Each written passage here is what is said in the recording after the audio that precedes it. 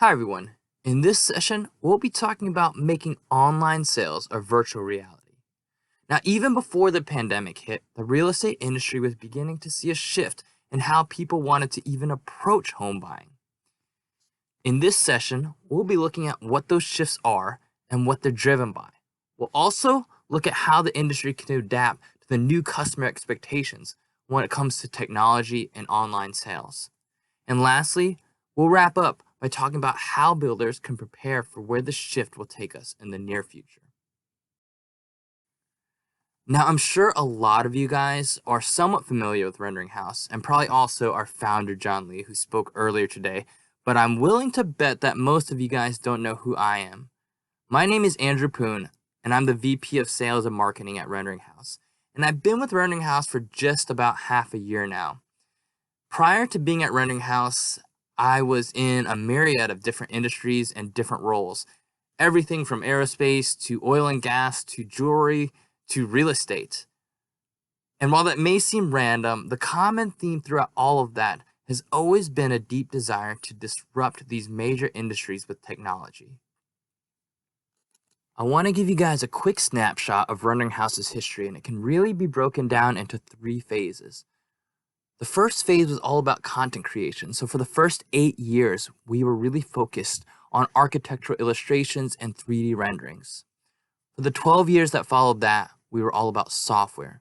So how do we create a better user interface and a user experience that really empowers the buyers to engage with the content? And that's done mainly through interactivity. And that brings us to the current phase, which is really us becoming a sales and marketing company. So with all the data and analytics that we've been creating and collecting, we are now putting that back into the hands of the builders and allowing them to make better business decisions. So why is it more important than ever for builders to make correct business decisions? Well, let's take a second to digest what's happening in the current marketplace. At least 93% of home buyers are looking for their homes online. Also, as all of you guys know, inventory for existing home remains at all-time lows. Earlier this year, in some marketplaces, it was down 40 to 60%. And then lastly, a study done in May by the National Association of Realtors showed that 40% of serious buyers said that they were delaying their search process by a couple of months. This is the perfect storm for builders. But while 64% of home buyers considered new construction in 2019, only 9% actually purchased new construction. So why is there such a big gap? Now, whenever you see a gap like this between interest and conversion, it means that the expectations are not being met somewhere along the customer journey. So now let's take a closer look at what that customer expectation actually is. To put it simply, the customer expectation is an end-to-end online experience. That means the ability to find, design, experience, and buy things all from right in front of their computer. Now, for most builders, the barrier to offering this experience is simply that they're lacking technology. Now, with any disruptive technology, there is what's called the diffusion of innovation. What this really means is that the market is split into 2 major sections, and that's the early market and the mainstream market. So the early market are the ones that are innovators, the ones that want to set themselves apart really early on by almost trying these experimental technologies. And for a long time, what we've seen is that interactive content, the ability to do things all online, has been really the game of the early market. What separates the early market from the mainstream market is called the chasm. And this is essentially this period of time in which people are waiting for proof that this new technology, this new innovation works and that it's going to benefit them. For example, interactive renderings have been around for almost a decade, and yet in the past 3 months, we've seen a skyrocketing demand because of COVID-19. With model homes and sales centers being closed, builders are now searching for ways to engage their buyers on their website. Now, this means that the real estate industry is suddenly leaping over this chasm. And we're starting to reach a point in which builders are going to have to decide whether they want to adopt this new tech or decide to stay the course.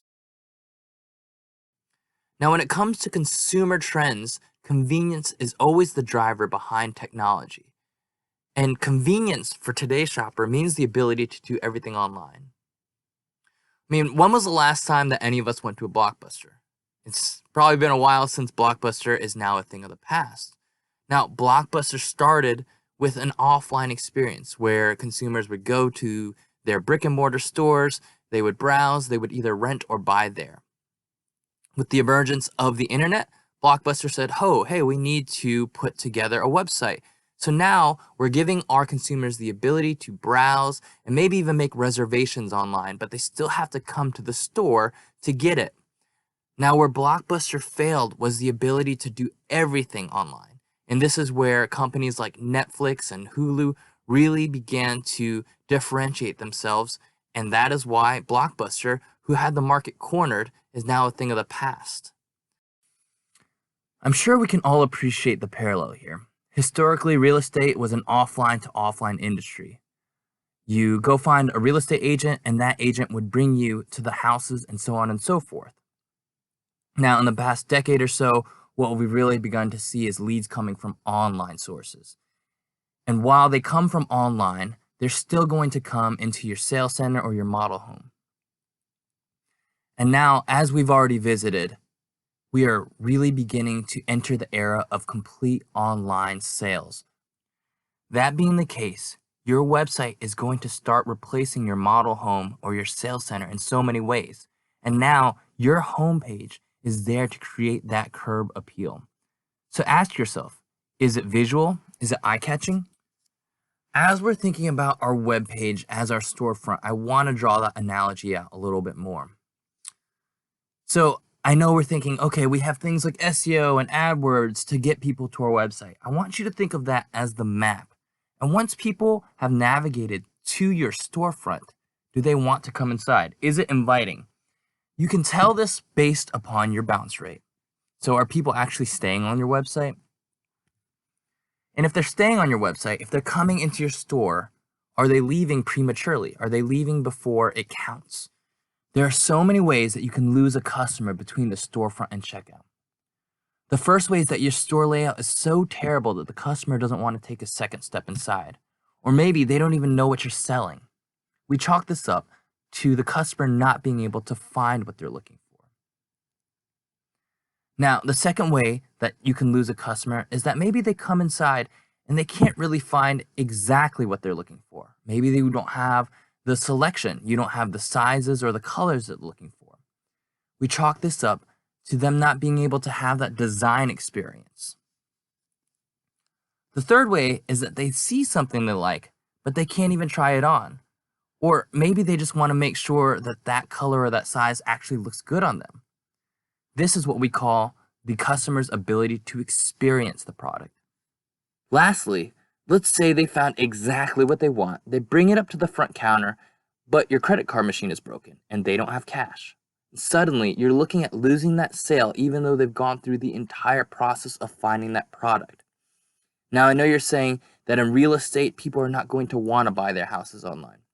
But I guarantee you that we are seeing more and more demand for functionality like that.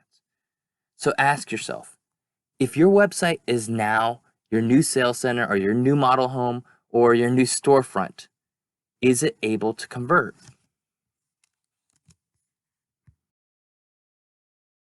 Now we're going to dive a little bit deeper on each step of that end-to-end online experience that is now the customer expectation. Let's start with find. So when it comes to findability, the key factor here is actually time savings, right? It's not the question of if the client looks through all of my inventory, can they find what they're looking for? It is the ability to find what they're looking for rapidly. So we break this out into two sections. One is searchability, and that's just the ability for a buyer to filter and sort. I pulled a screenshot here from Match.com, and you can see that they're just asking you basic questions, and then they're going to pull up profiles of other users that match that. So with time savings being a major factor in findability, ask yourself what's faster than the ability to filter and sort rapidly. Well, now using AI, companies can now predict what consumers are going to want before they want it. So I've pulled some screenshots from my Amazon account that says, hey, here are some items related to what you viewed, or here are some items that are inspired by your past purchases.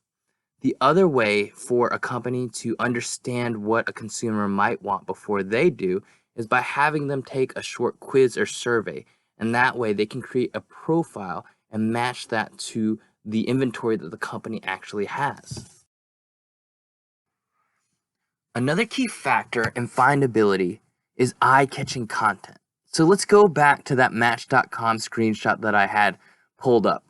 When it comes to dating websites, 72% of people say that they value looks above anything else. Now, we may call that superficial, but look at the description of the house that I have pulled up on the screen. How many of us would say that is a house that I want to buy? Even if I described it in much more details, let's say even the dimensions, how many of us would pull the trigger or even have an emotional response to that list? I'm willing to say that very few of us would. Now, in that case, we can all say that pictures are always better. Or are they? And some builders know and agree that pictures are important, and yet you go to their website and they have something like this. I'm willing to bet that none of us had a, let's say, positive emotional response to this second image. None of us are closer to pulling the trigger on buying this house. Finally, with 3D renderings, we're able to at least create eye-catching content. So this may not be a thing where we're ready to get married, but at least we are looking closer at a dream date here. And so when people are looking to find a date, they are looking for eye-catching content. So it is critical for builders to now have at the very least, 3D renderings on their website. So we've seen in comparison how eye-catching content can create that emotional appeal for the buyer. It can be the difference between offering them a blind date and a dream date. When it comes to the buyer's expectations on their ability to find things, they're looking for the ability to find things rapidly, and soon they're looking for the ability for you to tell them what they're looking for before they know it. And the other thing that they're looking for is when they find it, is it going to give them an emotional response? Will they be drawn to that product? We all know the saying that a picture is worth 1,000 words, but in this case, it's worth much more. Now that your customer has been able to navigate through your store and find a product that they're interested in, they're going to want to explore it a little bit further. Now, in this day and age, that means they're going to want to be able to design it. Do you have the make, the model, the color, the size that they're looking for? The first concept that we need to understand when it comes to design experience is that green is not green. Here's an example. So since the pandemic hit, my wife and I have been sharing our home office. And a couple of months ago, she turns to me in the middle of the workday and she says, I want to paint this wall green. Now, to be honest, the first thought that popped in my head looked a lot like the picture on the far left. Very bright, very loud. I wasn't really a fan, but of course, I said I would have to think about it. So the next day, she brings it up again, and after some discussion and a lot more detail, I realized that she was talking about a color much more like what's in that middle picture. So why was my initial response so off? Well, again, because green is not green. So that weekend, we go to the store and we pick out 4 samples. We come home and we paint them all on the wall next to each other. And after seeing all of them on the actual wall in the actual light, we ended up going with a color that was a bit more blue than either of us had really thought we would like. So why weren't we able to just take a swatch of the exact color and know which color we wanted? Well, it's because when we saw all the colors next to each other on the wall, we had a stronger emotional response to the last one. Again, green is not green.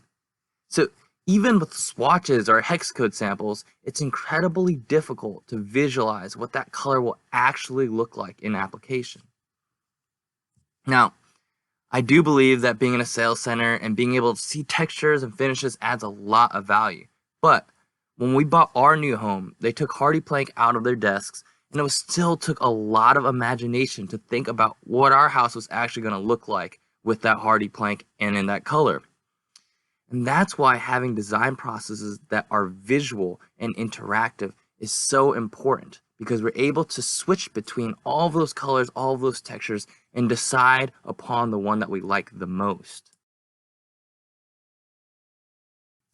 Now, in the last example, my wife and I were just painting a wall, so obviously the level of risk is extremely low. But when it comes to buying a house, that risk level is so much higher. That's why the ability for buyers to go ahead and select all of their color schemes at a granular level becomes so important. With the ability to do interactive exteriors, now you're introducing them to the ability to look at and explore color options that maybe they didn't even think about before. And so, we talked about the ability of turning that blind date into a dream date with 3D renderings. And now you're going to be able to even drill down a little bit more. And maybe what you'll find is that these buyers are now honing in on what they might think is a keeper. The design process for exteriors might have buyers looking at the combination of siding and trim and windows, or maybe they're trying to compare this roof color versus another roof color. But stylistically, we do this after the elevation is already selected, and therefore they're not trying to come up with a combination of style and color. With interior designs, that process becomes a lot more intricate, because now they're trying to select that style and that color in tandem. And then on top of that, once they've come up with that combination, what kind of appliance package do they want to put in there? So we're looking at a lot more combinations here as far as style and color. Now, a lot of builders will offer this in packages, or others will do it a la carte. Either way, it's very critical for the customer to be able to visualize those combinations in real time. As buyers begin to interact with content to make selections and create combinations, they're also going to start seeing upgrade fees or premium fees. And while this is present in both exterior renderings and interior renderings, it's probably the most important to see those things in the interactive floor plans. So now, with interactive floor plans, a buyer is going to be able to see not only how those options are going to change the flow and the look of the house, but also how it's going to affect the price. Maybe a buyer is looking at adding an extra guest room with a full bath, but when they see that it's around $9,000 to make that addition, they get a little shy. Well, using the interactive floor plans, we're able to update that monthly payment as well. And so they may say, oh, for $40 a month more, that's totally worth it. Now that the buyer has designed a home that they love, they'll also want to look for the ability to ensure that they can put that home on the site that they prefer. Again, giving them the ability to make their selections based on pricing and location is important, and it's something that's easily achievable through an interactive sitemap. However, when we're talking about the customer expectations, it's important for us to understand that all these design features need to be fully integrated. Now, for example, I'm personally a fan of IKEA, and when a product says some assembly required, I actually get really excited. But when it comes to high-risk purchases, like a car, or in this case, a house, the buyer's not looking to assemble their design. They're not looking at designing an engine here and a car seat there. What they're looking for is a design process where it is fully assembled for you in one place, where each element impacts the product as a whole. So when it comes to the design process of new homes, customers are not looking for some assembly required. What they're really looking for is a one-stop design shop. And the added bonus for the builder is that it's easy to manage all of the design processes in one place as well. So far, we've covered that the design process needs to be visual, interactive, and integrated. Now let's talk about the expectations when it comes to the actual flow of the design process. We touched on how historically real estate was an offline industry, and therefore the design process usually looked something like what you're seeing on the screen now. You'd go to a community first, you'd walk the model home, then you make a floor plan selection.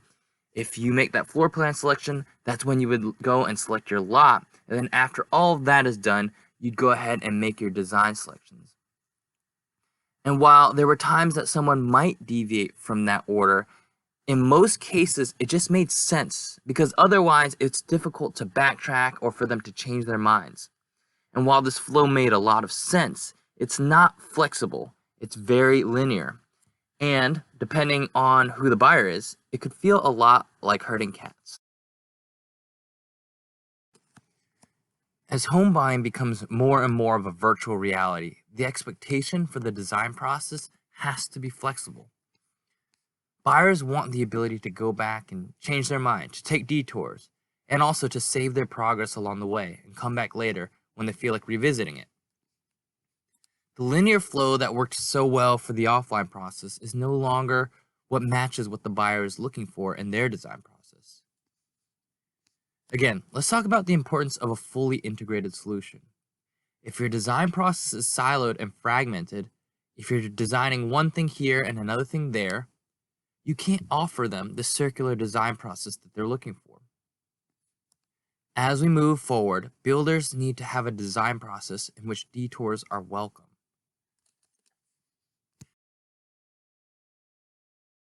Now, let's revisit your storefront, aka your website, and its ability to convert.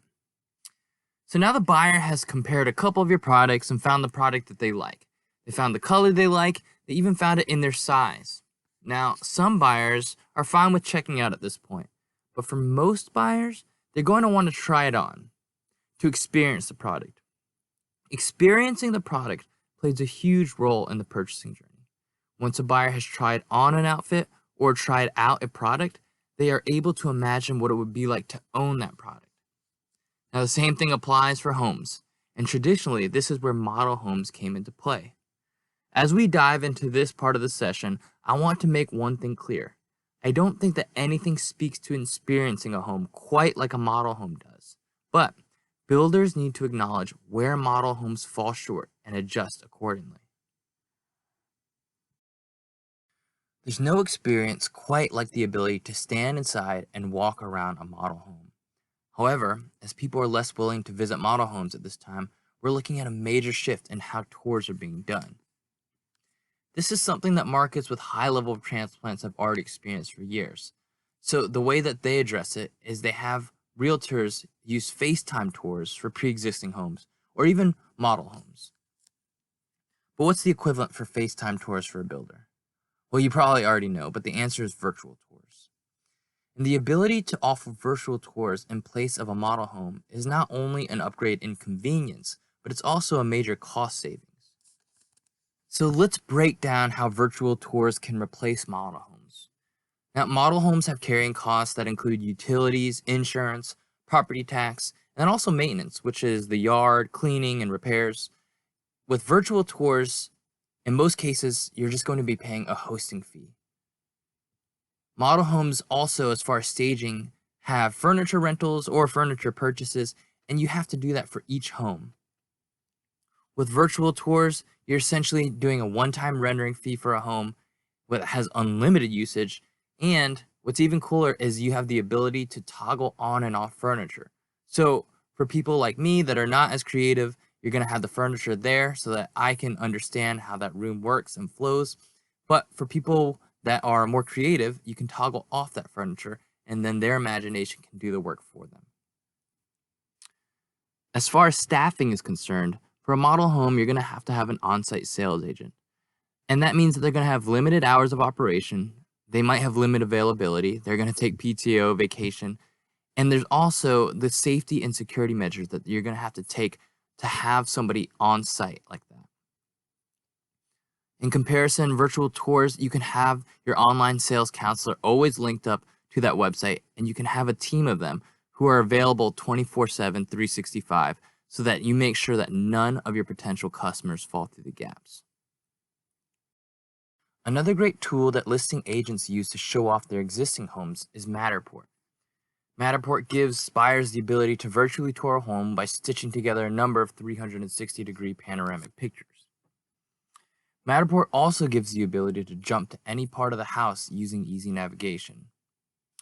Rendered tours operate in almost the same exact fashion as Matterport, except there are a couple of things that rendered tours can actually do that Matterport can't.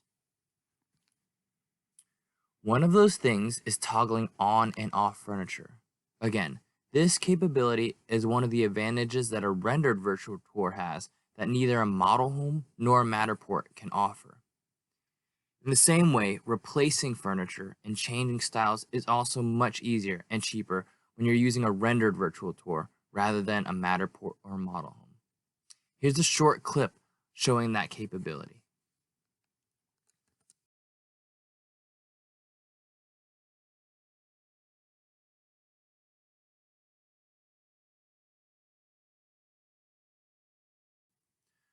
Another capability that a virtual tour can offer that model homes and Matterports can't is the ability to integrate with an interior design tool. In the clip I'm about to show you, you can see schemes that have been saved, allowing for potential buyer to toggle between design packages and experience each one. Again, this goes back to having that emotional response when you experience the actual schemes and combinations.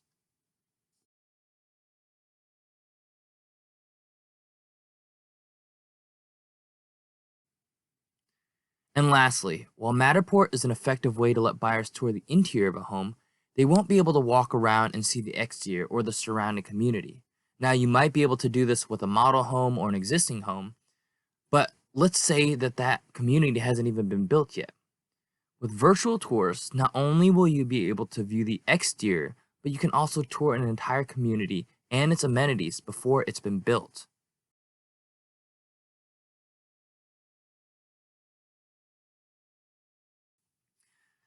The ability for a customer to experience your product brings the jump from expectation to reality even closer. The more complete their ability to experience the product, the more they will be able to fall in love with it.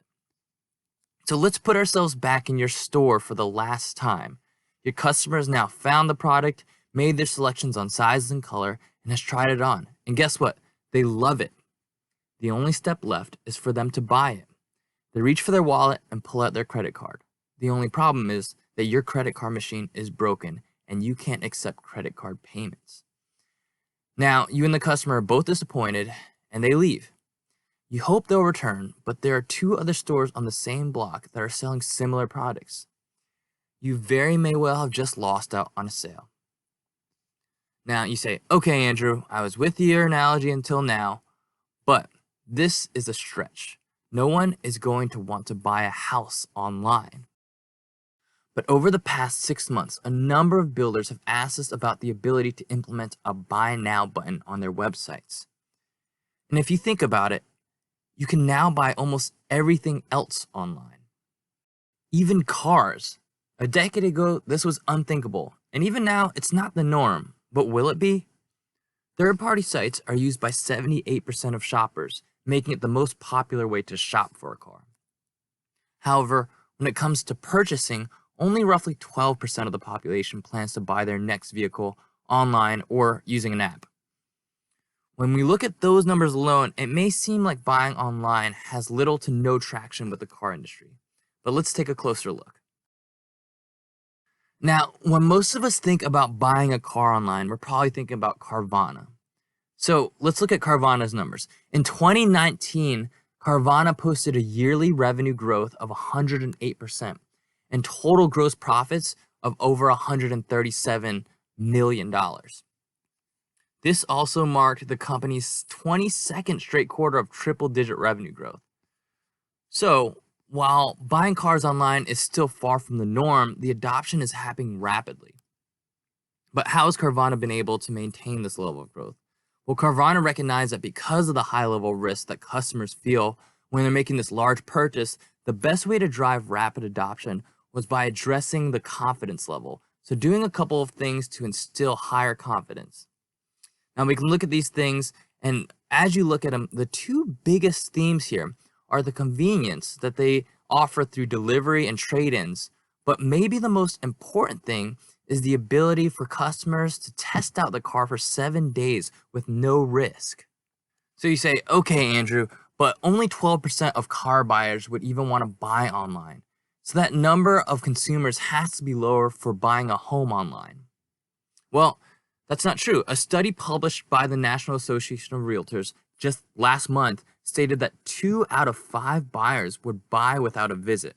And I was astounded by that number. That's 40% of home buyers that would buy a home without visiting it.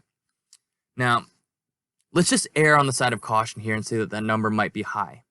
Even still, it represents a huge shift already that's taking place in regards to what buyers are willing to do as far as making purchases online. So, just like Carvana, the real estate industry is going to need to make strides to instill confidence. And obviously, builders can't just offer a 7-day trial period for a home. So that's where everything that we've talked about up until this point is part of the equation. The first way to instill confidence is through your online sales counselors, or OSCs. And if you're not familiar with OSCs, these are essentially the people that are going to be taking the inbound leads through the website. So by presenting buyers with a better ability to find, design, and experience, you're essentially equipping your OSCs with more powerful discovery processes, because now they can contact buyers further down into their design process and also further down into the sales funnel. So higher quality contact points are going to drive confidence in both the design process and the sales process. Secondly, we just talked about how virtual tours can help the buyer imagine actually owning that home. And this is another way that the real estate industry has already begun instilling confidence in the buyer. The last way that we're going to talk about builders being able to instill confidence is by taking what feels like the most natural baby step towards buying homes online. And that's offering the ability to reserve lots online. By giving the buyer the ability to reserve a lot, they're able to just go a little bit further down the customer journey. And this helps them to literally become more invested, while it's also instilling confidence that no one will come in and take the dream house that they've been designing and experiencing already. But the biggest advantages are those to be gleaned by the builders.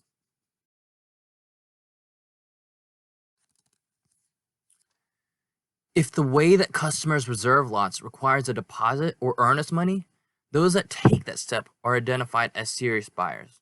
In other words, hot leads. By capturing the hottest leads, you are empowering your sales team again to be more effective by prioritizing those leads. Also, by integrating a reserve lot function with an interactive sitemap, you're now making demand more visible. If a buyer falls in love with the home and community and then sees that there are limited lots available or that the lots are being reserved rapidly, it will induce a sense of urgency in their purchasing timeline. Another feature that can drive this is displaying data on how many times lots have been viewed. Introducing data from other shoppers into a customer's journey takes them out of a silo and creates a higher level of engagement and urgency. Now, if buyers are permitted to reserve lots from your website, you are now collecting data further down the sales cycle than ever before. Not only are you collecting more data, but you are collecting much more valuable data. This data can help drive business decisions like pricing increases by phase or increasing lot premiums based on demand. And as you integrate all of your solutions, data will also inform which elevations, options, and selections are the most popular. Ultimately, instilling more confidence by offering customers the ability to reserve lots will drive more sales. Now, the next topic is a little bit more conceptual, but it will inevitably impact the way that builders sell. And this is the widespread use of marketplaces. Now, a couple of months ago, I was looking for a wireless mouse. Maybe a long time ago, I would have to go to each company's brick and mortar shop one by one, check out their selection, and then try to mentally compare them with each of their competitors. After I've done that, I'd need to return to the store where I like the product the most and buy it there. Now, some people still shop like this, but not many. And while it sounds a little dated, this is essentially still the norm in real estate. As time progressed, the next step for consumer goods was having all of their products in one place, one store directly next to their competitors. Stores like Best Buy or Walmart catered to the customer and gave them an experience that offered convenience and time savings. While almost every other physical product has a physical marketplace, it's actually impossible in real estate, except maybe something like the Show Village at IBS, where they build several homes in the same parking lot. But for a long time, marketplaces like this became the norm. And while it's still certainly a very popular way of shopping for a lot of products, we're already starting to see buyers shifting in where they shop first. Now, a lot of builders who I talk to about this say, Andrew, I know where you're going with this, but why would I want to be right next to my competition? Why would I want to be in the same place as them? Well, my question is, why wouldn't you? Marketplaces create foot traffic that in most cases would never have come your way. And while you are now competing for each piece of business, there's a lot more business to compete over. But on the flip side, as the consumer mindset changes and they seek a central and convenient shopping experience, the foot traffic to individual sellers is also going to decrease. So, is this model still the norm? And if so, how much longer will it be the norm? This is actually the norm for me.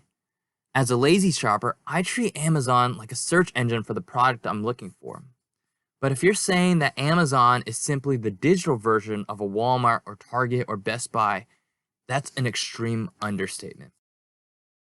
While I may go to Amazon to search for a wireless mouse, there's also a chance that by comparing products, I decide I want to buy a Logitech mouse because, well, I'm convinced their hardware is better.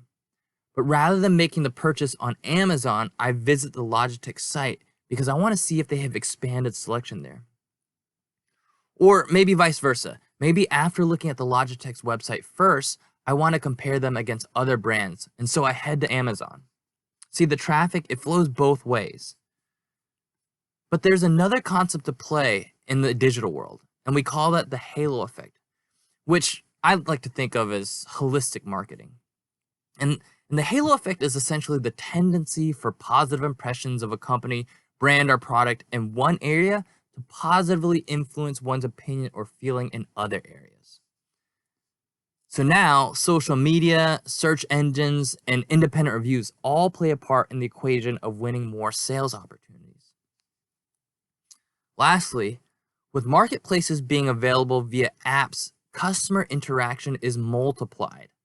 Marketplaces don't need to wait for the customer to arrive on their doorstep.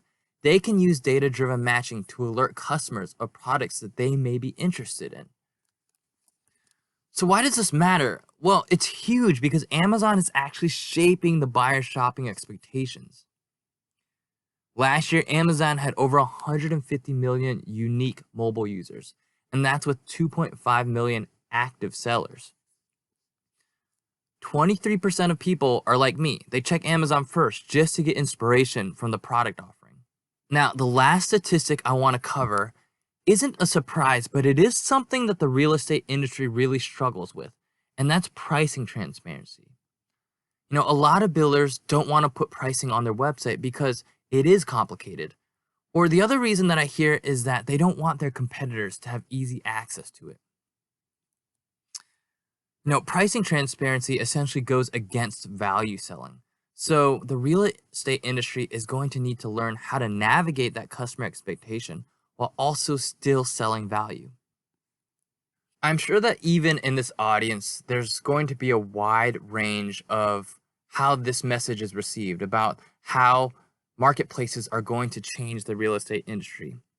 Some of you guys are thinking, hey, this is never going to be how new homes are sold. While others are probably saying, hey, we already sell houses like that. And that's fine, but when we're looking at where consumer trends are leading us, the only natural question is, who is going to offer a shopping portal that meets the actual customer expectations? The marketplace that does this will be data-driven, transparent, and effectively leverage the halo effect.